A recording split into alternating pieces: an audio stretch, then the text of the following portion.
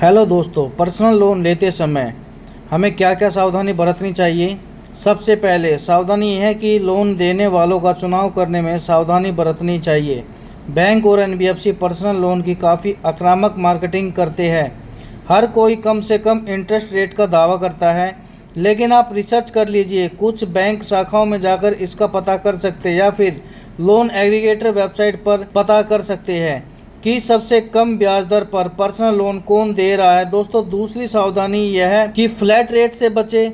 Bank flat rate पर loan देने का दावा करते हैं, लेकिन फ्लैट रेट के चक्कर में मत पड़िए। यह ग्राहक को गुमराह करने वाली पॉलिसी है। फ्लैट रेट से यह नहीं पता चलता कि आपका लोन कितना महंगा पड़ रहा है। दोस्तों, तीसरी सावधानी यह है कि 0% ईएमआई से बचे। बैंक 0% का लालच देकर लोन ऑफर करते हैं, लेकिन प्रोसेसिंग फीस और फाइल चार्ज के नाम पर अच्छी खासी चार्ज लेते हैं। अगर आप 50,000 का लोन 6 महीने की अवधि के लिए लेते हैं और इस पर 2,000 प्रोसेसिंग फीस देते हैं तो आपकी ब्याज दर 12 नहीं 14% पड़ती है। दोस्तों, चौथी सावधानी, दूसरे चार्जेस का पता अवश्य करें। पर्सनल लोन की प्रोसेसिंग के लिए एक फ़ीस होती है, यह 1 से 2% होती है। आपको लगेगा कि यह ज़्यादा नहीं है, लेकिन कई बार बैंक फोरक्लोजर चार्ज भी लेते हैं, यानी आपके पास पैसे आ गए और आपने वक्त से पहले लोन चुका दिया तो फोरक्लोजर फीस लगती है। इसका ज़रूर पता कर ले। दोस्तों,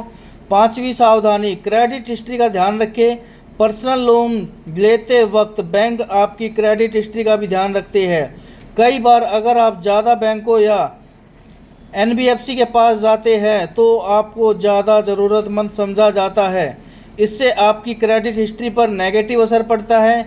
बेहतर होगा कि आप बहुत सारे बैंक या एनबीएफसी में जाकर पर्सनल लोन इंटरेस्ट का पता करने से पहले लोन एग्रीगेटर वेबसाइट या पोर्टल के जरिए इंटरेस्ट रेट का पता करें। तो दोस्तों, यह कुछ ऐसी सावधानियां हैं जिन्हें अगर आप ध्यान में रखते हैं तो हम बैंकों की धोखाधड़ी या बैंकों के ठगे जाने से बच सकते हैं। दोस्तों, उम्मीद है वीडियो आपको पसंद आया होगा।